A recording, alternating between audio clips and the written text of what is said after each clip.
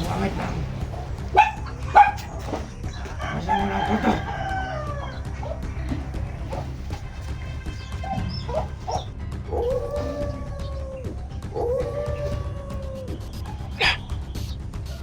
Sino yan?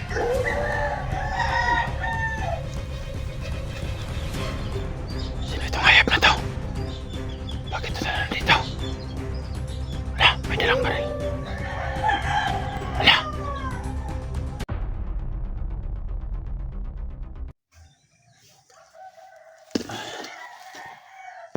Uy. Parang ayaw nang tumayo tong. Dito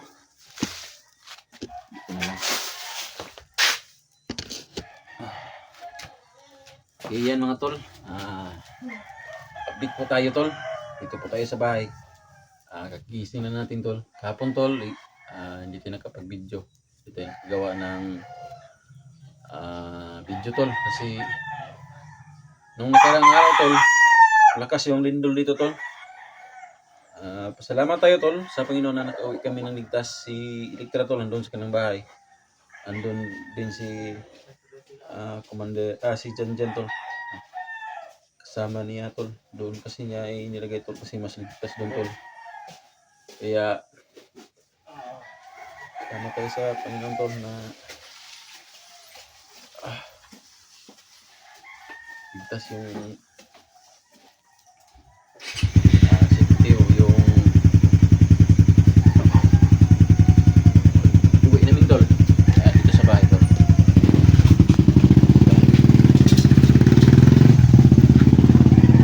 Trabaho yung bahay tol. So dito sa bahay tol. Doon si mama sa loob.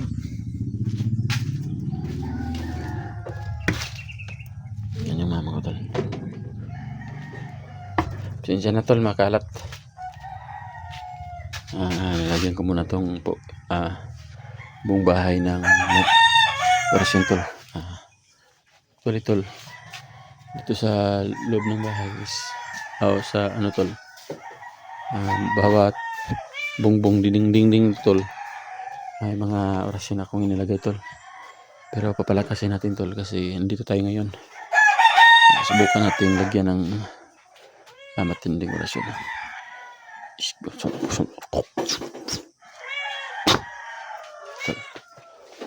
Matinding tol. Pati dyan sa layo tol, likuran, andun na yun. Karating na rin yung ating orasyon tol. Kailan tol? Sa lahat ng palangan ng kaibigan natin nagdarasal sa aming kaligtasan tol, pagligtas namin kay Janjan, thank you nga pala sa lahat ng mga nag-comment. Kay Lorna Gonzalo, thank you tol, sinding nyo idol. Kay Ribugarin, thank you. Kay Mamibihart, lahat ng mga idol natin, mga solid supporters at saka silent viewers, thank you sa lahat. So dito tayo sa bahay tol. Ito po tayo ngayon. Sinsya na po hindi po tayo nakagawa na hindi tayo nakapag-video ng mga nakarang araw kasi lumindol. Hapon naglatin na tayo. So ngayon tol, dito sa bahay update. Baka mamaya tol, babalikan ko na yung tol ko doon sa Mount Bajang. So yan.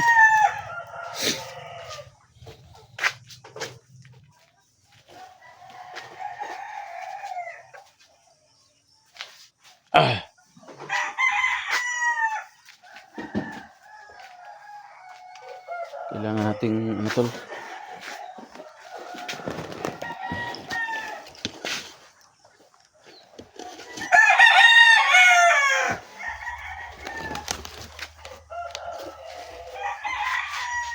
teka na muna.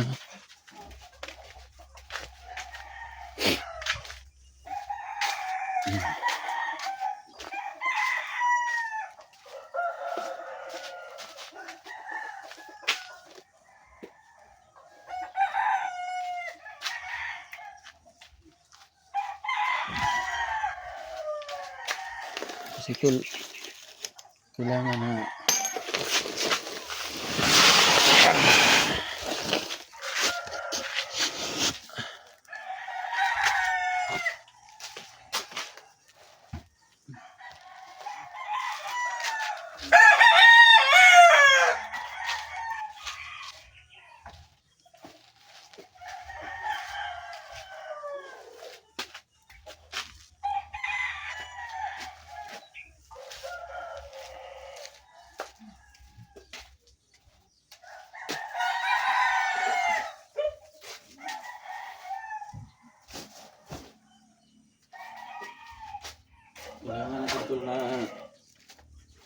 piso tol kay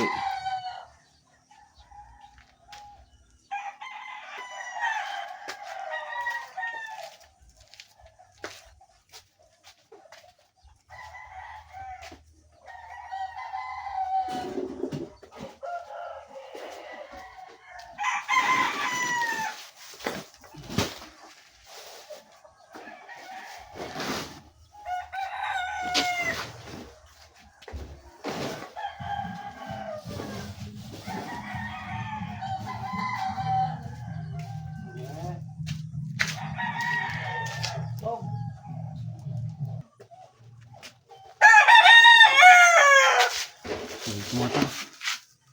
Tuloy tayo.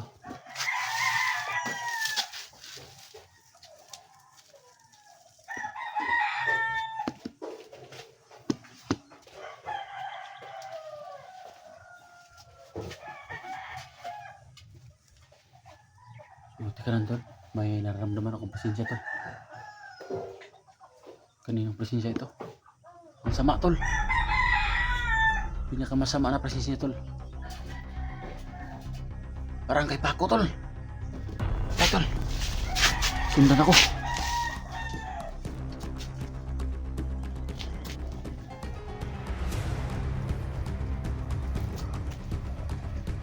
Patay tol. Nararamdaman niya ang presensya ni Edwin. Dito na ata ako.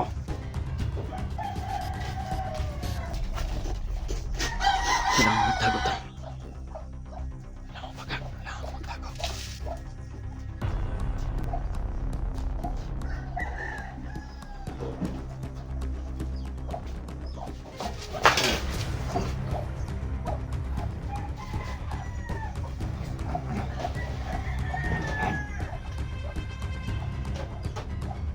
Kailangan yung pamit lang.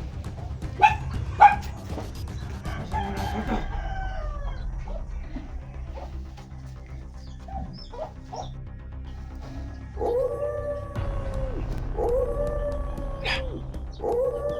Sino yan?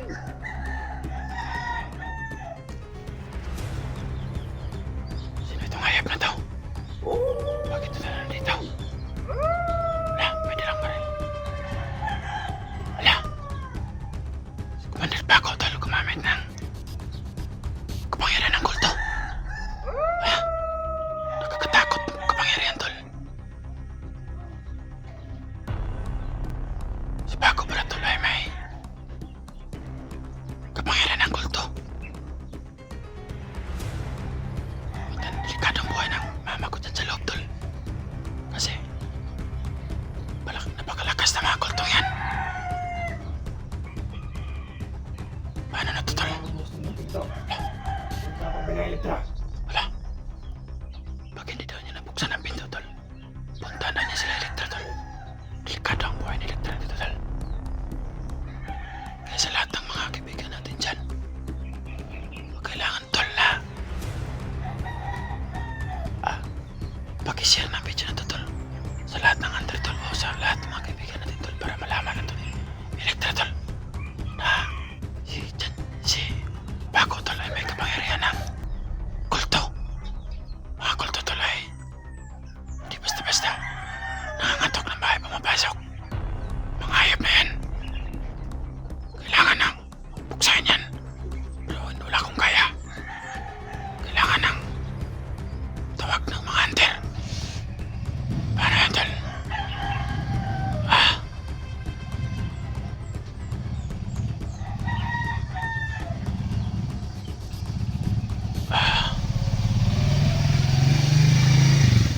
Medyo mariting pa, tol. Yung motor, tol. Kailangan ng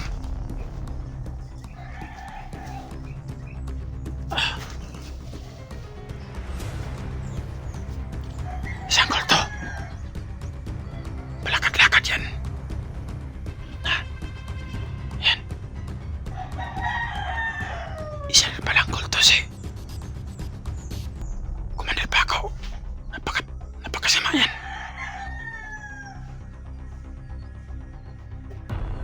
Hindi daw niya mabuksan. Yung pinto na yan.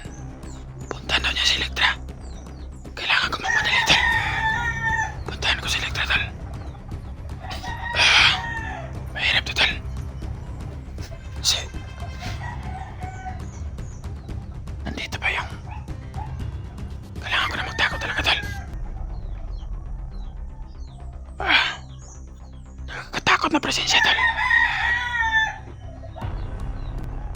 Hindi makikita, tol.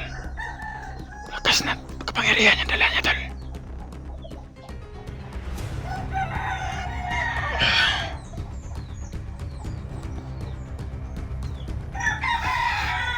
Kailangan ko na munang magtago, tol. Kailangan ko na magtago, tol.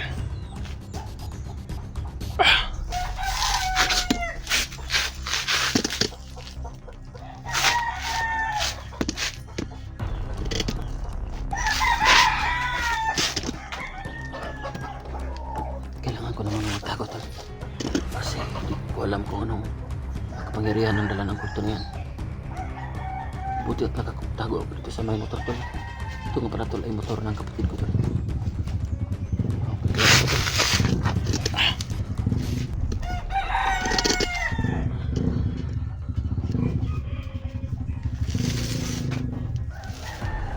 Kailangan ko munang magtago, tol.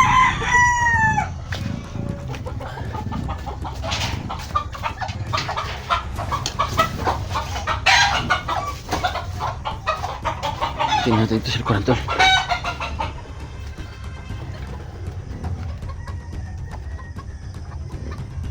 Ay, malakas na kapangyarihan ng kulto, tol. Dumating sa bahay, tol. Kailangan ko magmadali, tol. Puntahan ko si Dikta, tol. Delikado ang buhay ni Dikta, tol. Pag nakarating yung kulto din, tol.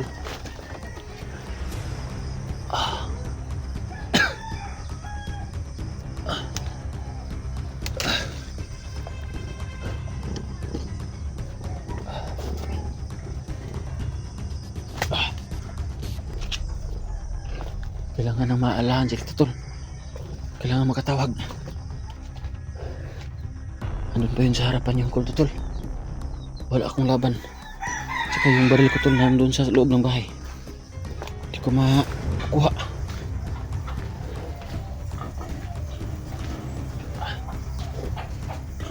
Okay, tol. Tingnan ko muna, tol. Baka meron pa.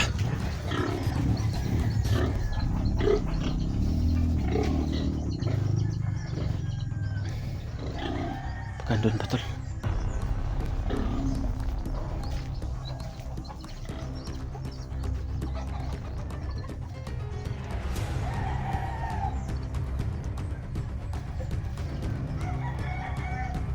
Wala na, tol.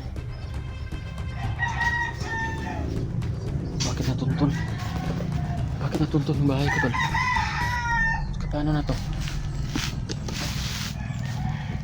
Si Victor, tol.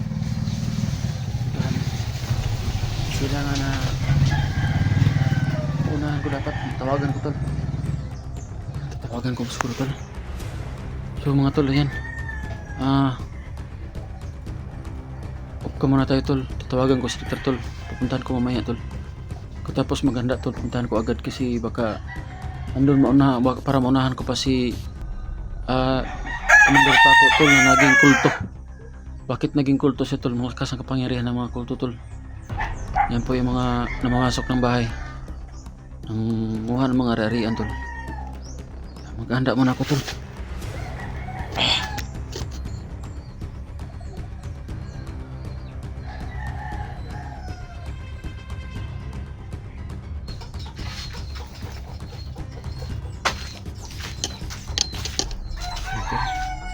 Dito sa kabila, tol, papasok, tol.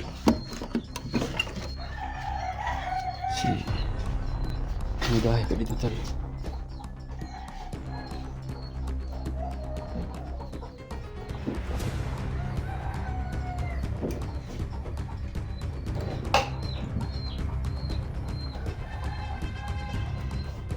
So yun, tol.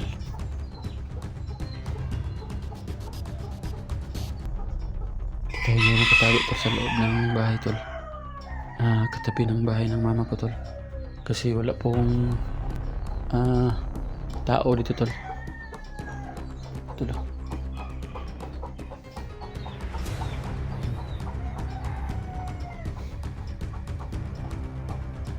Baka bumalik si Commander Paco, tol, na naging alagad pala siya ng mga kulto, tol.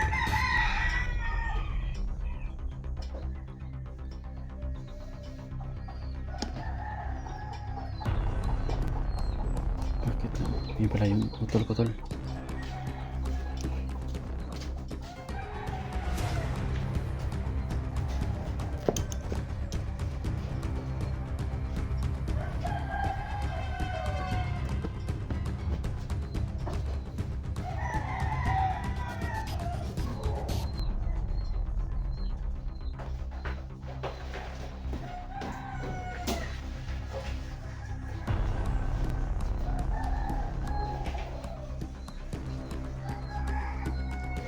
Tingin lang tayo tol. Tingin yung mama ko tol. Sa loob.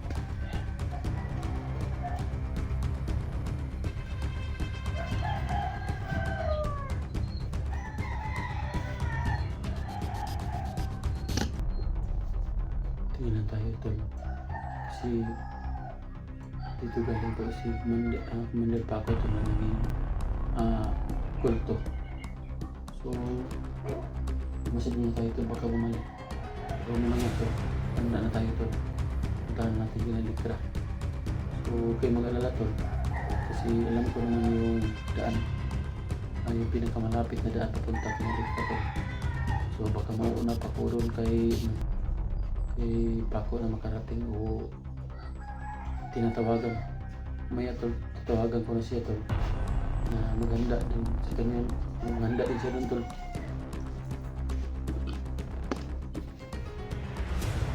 Kailangan niya maghanda tol kasi papunta doon si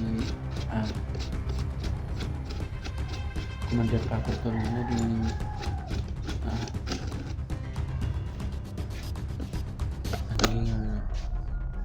kulto tol.